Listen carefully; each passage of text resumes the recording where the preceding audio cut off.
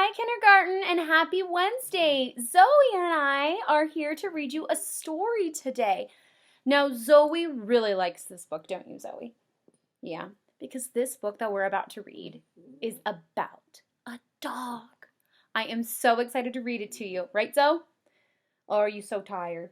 Yeah, you a sleepy girl. All right, why don't you say goodbye to your friends? Say bye, kindergarten. Mwah. Can you guys blow Zoe a kiss? Mwah. All right. Thanks, Zoe. Today, like I said, we are reading the book called Pig the Tourist.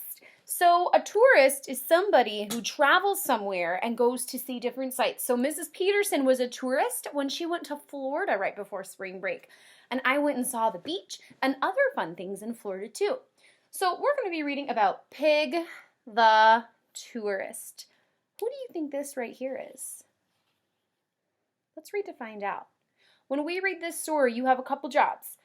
Your first job, I want you to be able to tell me who all of the characters are in our story. Job number 2, you should be able to tell me some of the settings in our story. There might be more than one.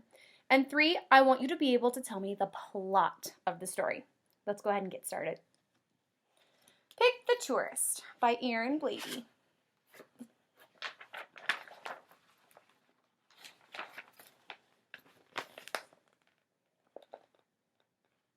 Pig was a pug, and I'm sorry to say, when he went on vacation, he'd cause great dismay. You can make careful plans to ensure happy travel, but Pig would destroy them. He'd make them unravel. With behavior so bad, it is hard to describe. He would dampen your trip. He'd ruin the vibe. He'd break all the rules and he'd flaunt all tradition. Causing disaster was Pig's big ambition. Your ambition means something that you really want to do. Even in places of wild celebration, he'd somehow create absolute devastation. Right here, he's in Carnival in Brazil. And if he could shatter some ancient taboo, he wouldn't think twice about that appalling Yahoo. And these are pyramids, I believe, in Egypt. Parties, parades, and processions got wrecked in blizzards of chaos and foul disrespect. So right here it said Year of the Dragon, but he wrote Pig over it instead. So this is the Chinese New Year, so they're probably somewhere in China. His insensitive antics would ruin your stay, so the locals would gather and shout, "Go away!" Why would they be telling Pig to go away? But that wouldn't stop him. He'd rock and he'd roll till his roll-licking horseplay spun out of control. Channel 9 News, chaos at the palace. Queen shaken, not stirred. Oh my gosh, Pig knocked over the queen. Unbridled and vast was his need to offend, but every wild party must come to an end. Yes, if you treat locals with a little regard, they'll come back to bite you. And boy, they bite hard. Those are piranhas, and they're fish that have big sharp teeth. So maybe he's in the Amazon River.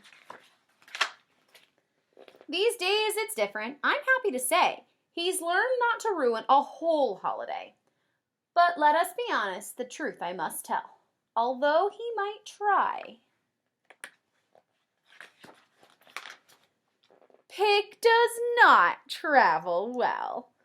Look at him farting right there on the airplane. Ew.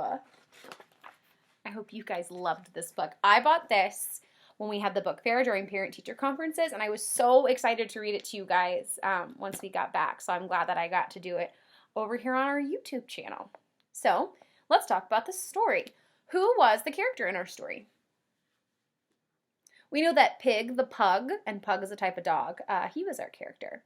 What were some of the places that they went? So what were some of the settings? Just do your best to try and remember. If you don't know the name, just describe it.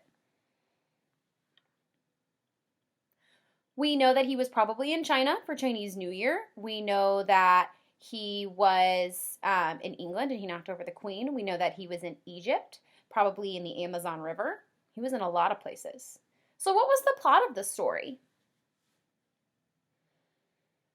We know that this story was all about Pig the Pug and the chaos he would create every time he went and he traveled somewhere. Kindergarten friends, I hope you loved this book as much as I did. Mrs. Petersen loves silly books like this, especially books that show you different parts of the world. Do you remember when we did our travel study back in November and December? That was Mrs. Petersen's favorite study we did this year. I love to talk and to learn about new places, and I hope that you do too. Kindergarten friends, thank you so much for tuning in today. I miss you very much, and I love you. See you guys soon.